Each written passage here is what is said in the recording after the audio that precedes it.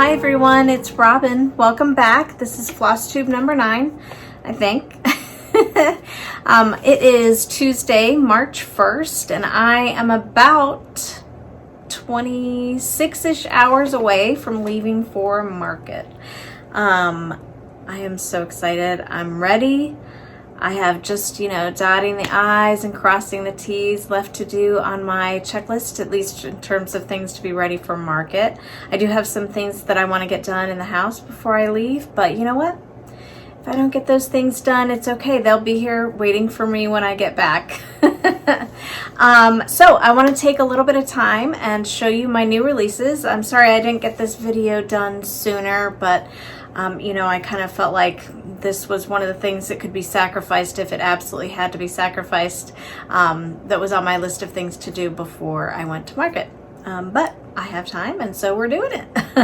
I have 5 market releases. 4 are brand new. 1 is new in print. I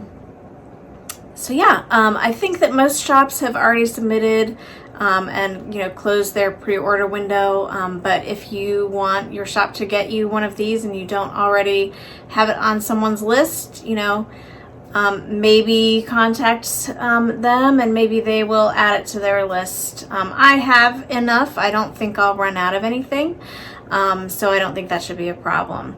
Okay, so let's get started. First up is Charlotte Griffiths, and she has a special place in my heart because of the way that she came to me. So when I first decided that I wanted to give reproducing samplers a try, I had a budget and I said, this is all I'm going to spend to get started and to give it a shot and see if this is even something I want to do.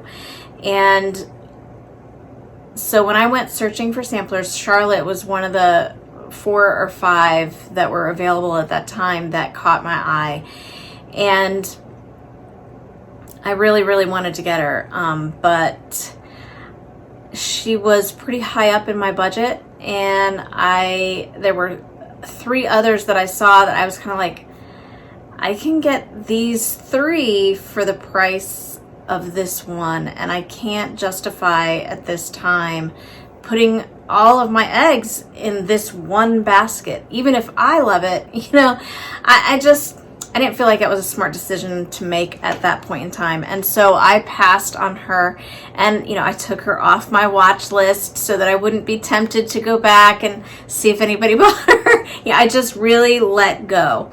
But then I did, a month or so later, go back and she wasn't available anymore. So I was like, okay, well, someone else got her. Hopefully they'll reproduce her.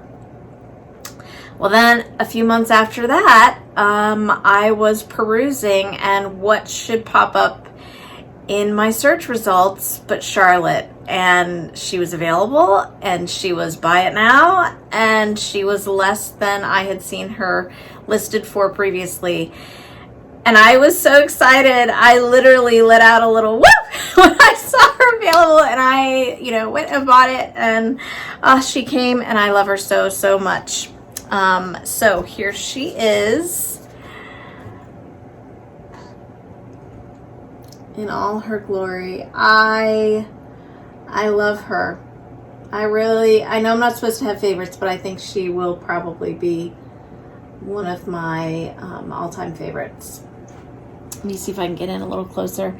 This border is so delicate, and the striping on those flowers, I think they're supposed to be carnations, but I'm not sure, is so cute, and it just makes for, I don't know, I just really like that little the way that it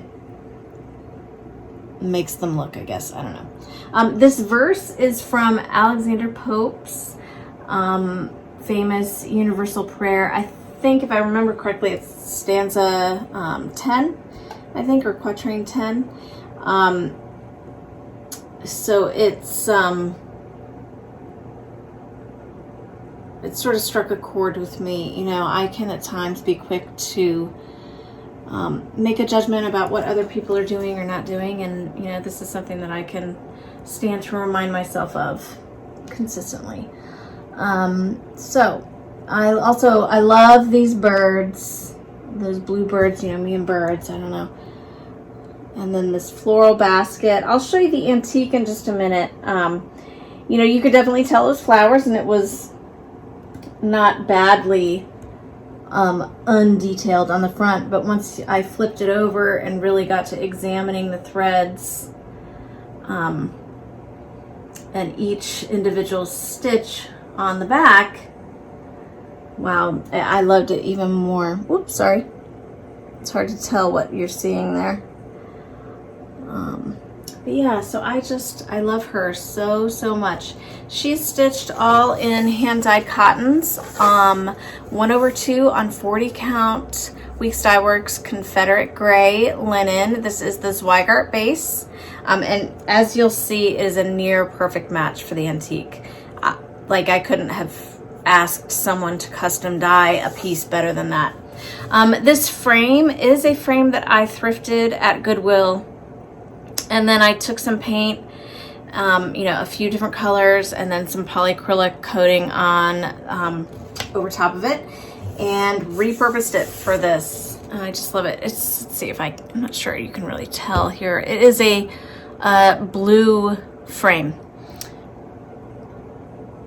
I am just so grateful that I had that and that the paint worked. It all worked out exactly how I was hoping. So there she is. She is, to me, you know, I like feminine things, but I don't like cutesy, super duper girly things. Maybe I should take that back. Maybe there's stuff, I don't know. I like her. She's feminine, but she's not too much, you know, too frilly, I guess. Frilly. That's what I don't like, is frilly. And she's very feminine without being frilly. Okay, so there she is. So pretty. I just love her so much. So now I will go ahead and show you the antique. I am fresh out of backer board right now. Like, I've used all of it that I have, and all I've got is these tiny little scraps, so I can't really use it. So all I have to use to show her to you is an envelope. Sorry. Here she is. As you can see, there's lots of she is in delicate shape. She has seen better days, and she is edged in this sort of paper edging that I don't believe I can remove without it ripping. Let me flip her over on the back. I did reproduce from the back. Some of the colors didn't fade almost at all from front to back, and some really, really did. So, but there we go. That basket, that red in that basket really either faded or got very dirty, and so it just didn't look like a nice bright red anymore. But I am very happy with how she turned out. I don't think I could have asked for better threads to you know, match. They are really, really perfect. Let me see if I can't hold them up together so you can see that the fabric is very close. Hold on.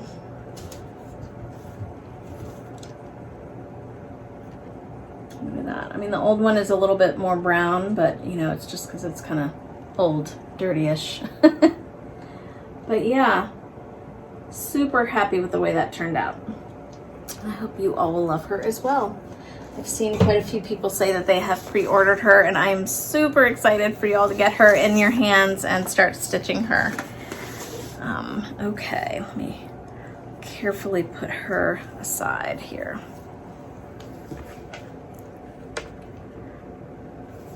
All right, so next up is the Charming Cow Sampler.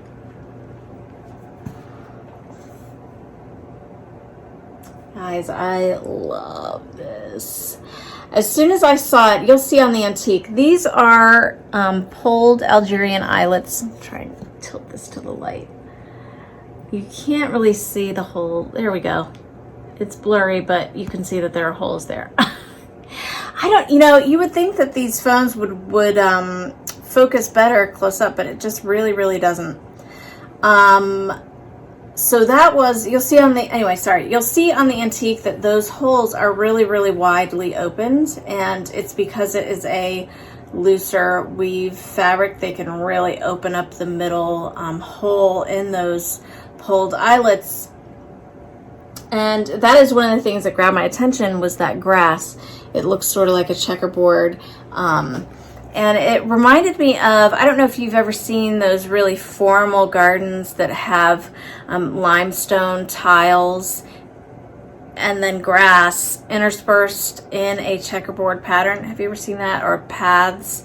So sometimes it'll be like, I've seen a life-size chess set, and then just, you know, a path winding through a garden. And I have always loved that. It feels so whimsical and maybe Alice in Wonderland-ish to me, and this really, really reminded me of that. I also, look at that, it looks like a bag of gold there. This lollipop tree, what is even happening there? But I don't know, but I love it. And then this guy with his yellow and blue pants and bright pink skin. Again, what is happening? Who is that? I don't know, but I just love it. And then this gorgeous tulip. Let's see, what was some of the other things that I really loved about this? This bird in here is great. Right, and then this cow. Now, the way that it came by its name is in the description. It said, you know, the word charming was used, and I immediately said, oh, that's the Charming Cow Sampler. And it had its name the moment I saw it, and the moment I read the description, and then I was charting it, and I realized that, you know what? I don't know if you're going to be able to see it here. This cow has horns that go up like this over the top of its ears. So I was like, oh, maybe that's not a cow. So then I started researching heritage breeds, and because of the colors in this, I really feel like it is Welsh. I can't confirm that. The girl's name was totally missing. It's just a feeling that I have. But anyway, so I started researching heritage breed cattle, in particular white cattle, and there is a white heritage breed. I meant to write it down. I can't remember what the name of it is. There is a white heritage breed that does have horns, but they don't go up like that. They are, you know, like most modern cattle, their horns are pretty flat, or even go down and then up, right? But so I was like, oh, that's not good. It's not actually a cow. And I was really upset because it's so stupid, but I was really stuck on that name. I really wanted it to be the Charming Cow Sampler. So then I was looking at sheep and goats, and I didn't see any sheep or goats that really had, you know, horns like that either, that would be domesticated, that would show up on what is clearly a, you know, supposed to be meant to be a domestic, not an exotic scene. So I decided that this little girl or little boy, we don't know, just took artistic license so that she could have the horns not get in the way of the ears of the cow. So that's what I'm going with. That it is a cow, and I just wasn't able to identify the correct heritage breed, or the child just, you know, stitched it not 100% true to form, which with a lollipop tree in it, I don't feel is too far-fetched to say that that's what happened. We'll see. So anyway, so her, like I said, her name was missing. The year was still decipherable, not necessarily from the front, but you could see where the 7, I guess it's possible it was a 2, but you could see where the threads had been pulled where there used to be stitches. And my best feeling, my best sense from what I can see still on the sampler is that it was a 7 and not a 2. So 1837 being the date. So since she was missing a name, I did think about giving her a fake Welsh name. But then I was like, you know, Robin, you know what would happen if you do that? Then there will show up a sampler who actually has that name will show up, and someone will be like, you know, could you like rename your sampler? So I just decided to make up this little phrase. It just says, "In love, be always true." But yeah, so unfortunately because of that, there's not much I can really tell you about this. You know, we've got the alphabet and the numerics, and then we've got what I am assuming are family initials. And then these are in black, which generally means that that person has passed on at the time of the stitching. Let me see if I can get in here and show you these eyelets. I don't know if you're gonna be able to see that. So there's two varieties. The ones in the body of the sampler leave off the corners, you know, the four corners of the stitch. And then the one, so that they're very round. And then the ones in the bottom, in the grass, you include those corners so that they will be connected to each other. I don't know if that makes any sense. Let me show you. It is stitched 1/2 on 40 count. This is, I think this is Lakeside Linens Vintage Fawn. And then, let me show you the in all cotton. So it's hand dyed cottons, and then the aqua is just DMC. I couldn't find a hand dyed that matched the antique as well as that DMC does. So that's what I used. So here we go. Like I said, let me show you the antique. Oop. Again with the envelope, sorry. So here it is.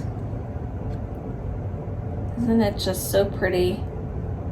I think that this one I will end up framing and putting on my wall. Not all of my antiques will go on the wall, but I think this one will.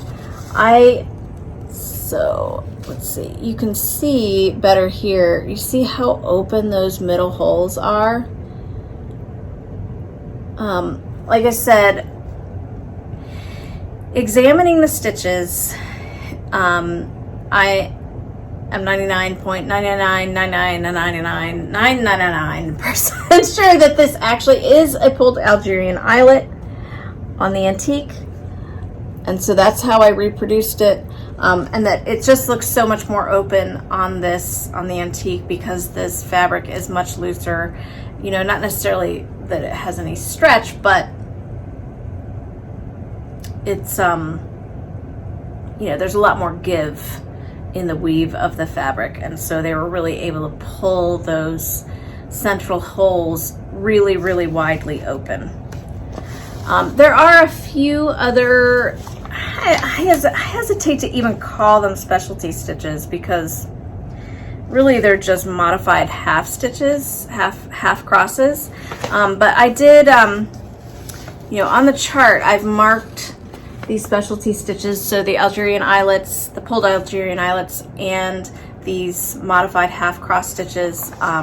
I have marked them in color on the chart. The rest of the chart is black and white, and then the specialty stitches are marked in color on the chart, and they've also all been given a number, had a number assigned to them, and then included in the chart pack I have a key. So it'll say, you know, it'll say stitch number 2 is, this is the stitch that it is, and this is the color that you stitch it in.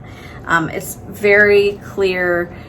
The labeling on the chart does not obscure any squares or any other stitches, so it doesn't get in the way of using the chart at all. That was the best way I could think of to do it, so that's what I did. So it has a very detailed key and also has detailed diagrams for each of the stitches that are included. Now these are very easily modified if you don't want to do any specialty stitches, or if you know, either you just prefer not to, or you want to stitch this on Aida.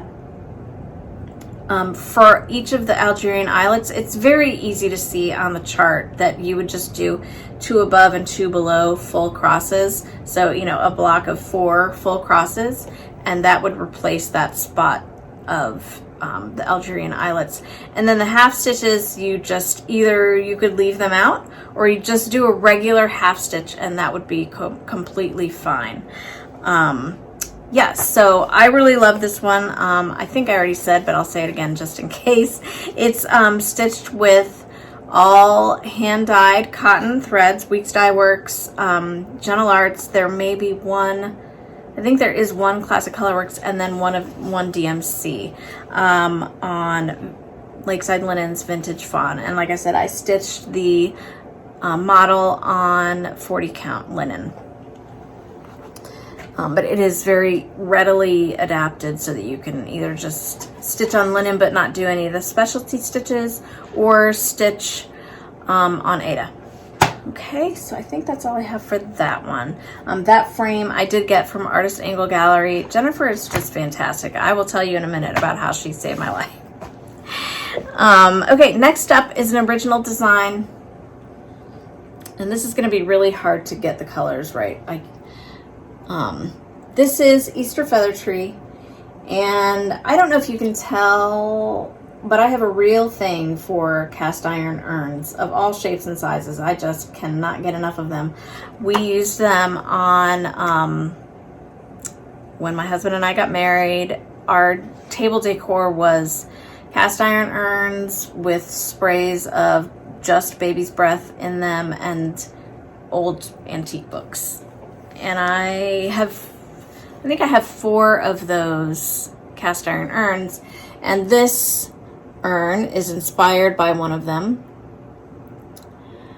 So we've got a little chocolate bunny and his eggs and some moss, and then moss with little flowers. I'm sorry about the not focusing. I don't know why this phone won't do it. And then, you know, just ornaments on this feather tree. I tried to make nice decorated, let's see if I can see this, show this better. Here we go. That's picking up the color pretty well.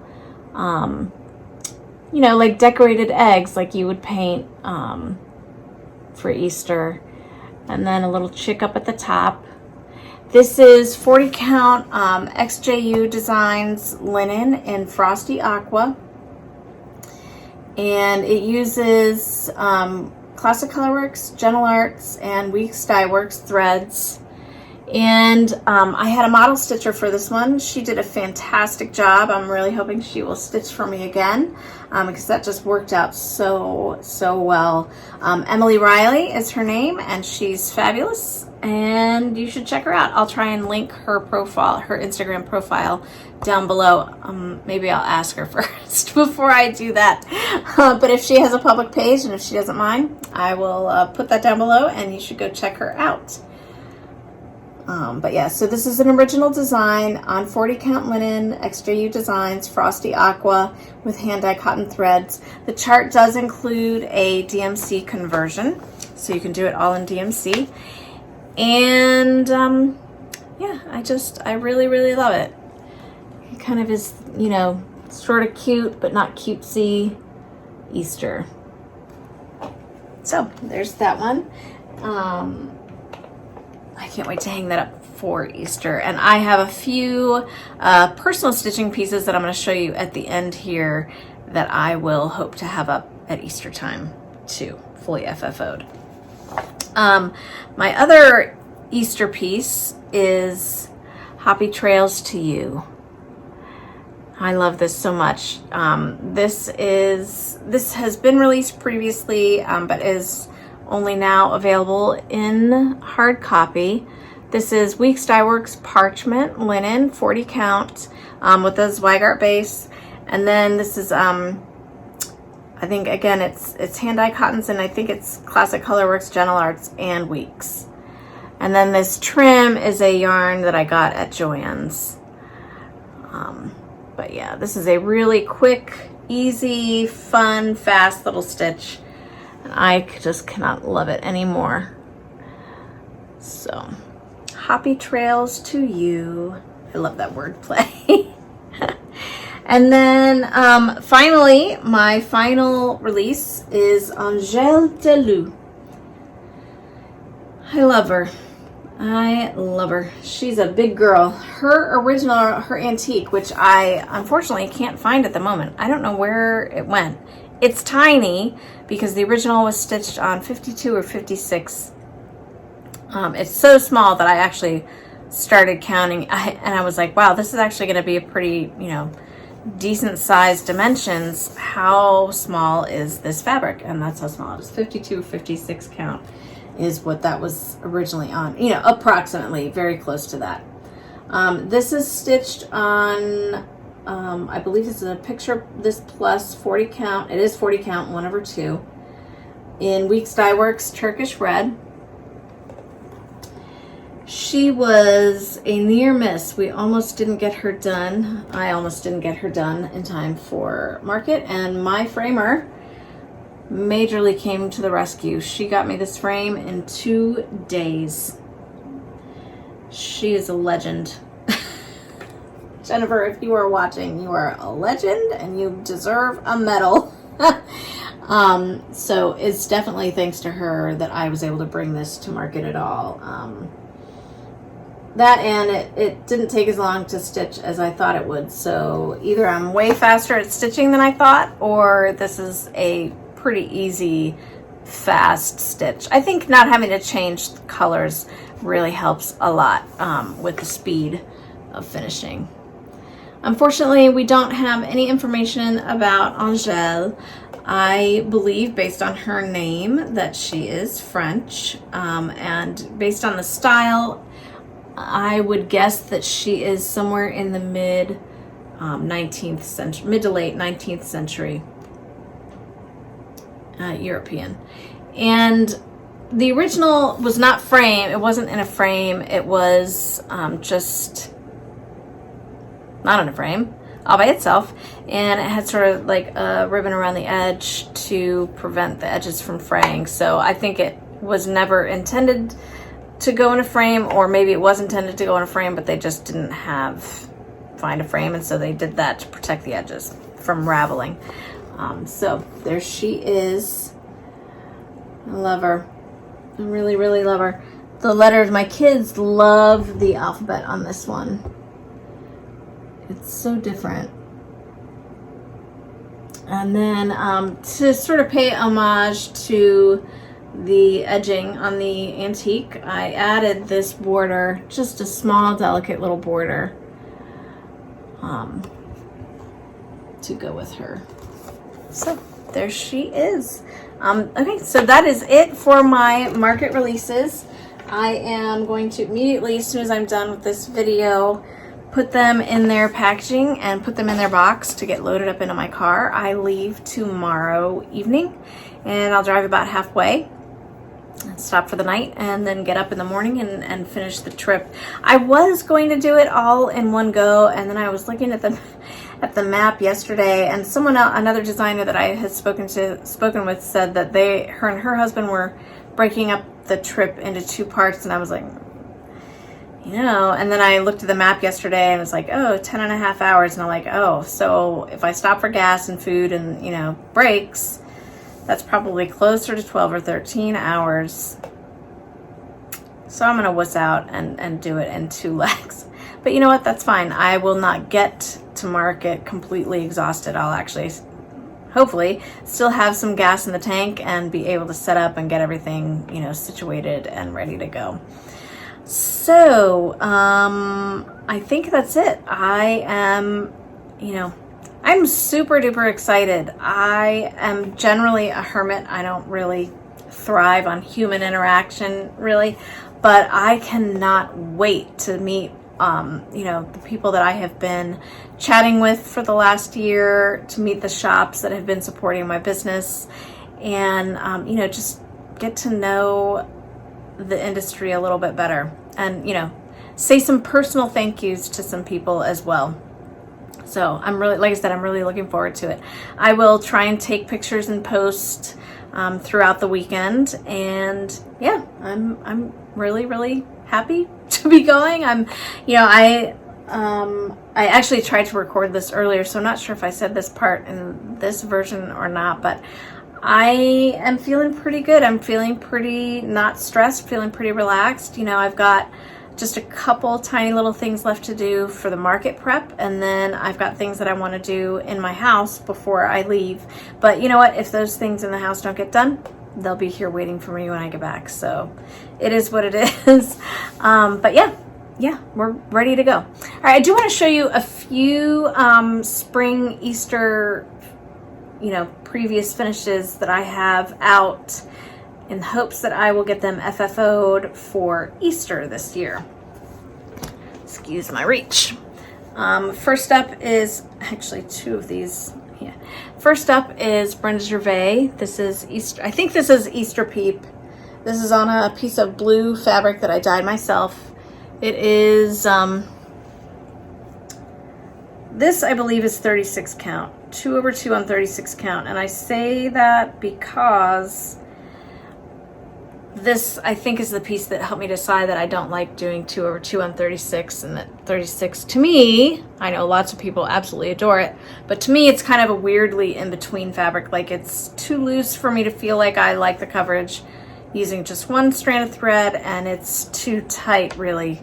It's just so snug to do 2 threads for me. I know, like I said, lots and lots of people stitch on 36 count, either both ways, like 2/2 and 1/2, and they love it.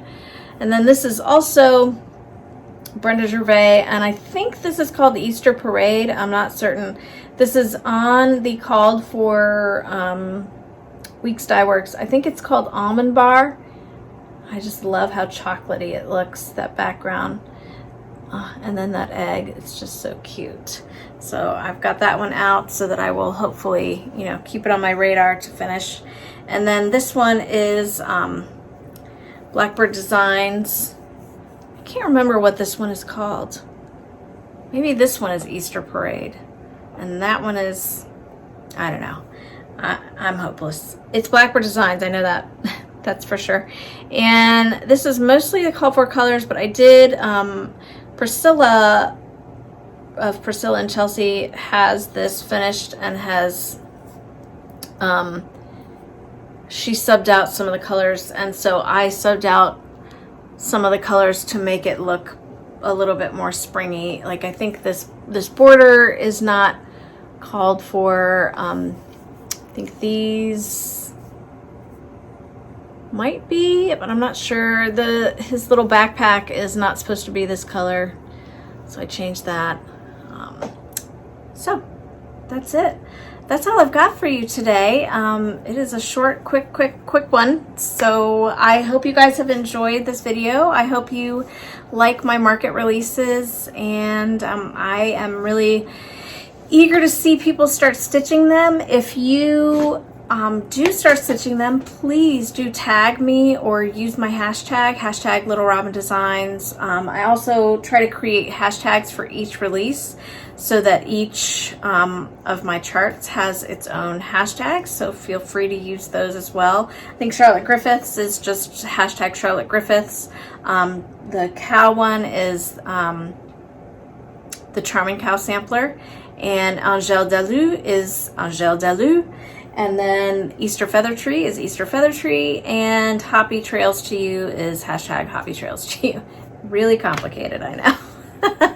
All right, everybody, thank you so much. I will, like I said, I'll try to post some pictures and maybe even some videos from market for your entertainment on my Instagram feed. And I'll put the, if you don't already know it, I'll put that down below as well. All right, have a good one. Bye, guys. I think that this thing, I think that it sits here and it goes to sleep while I record. And so when I try to use it to finish, it doesn't work. Let's try it again.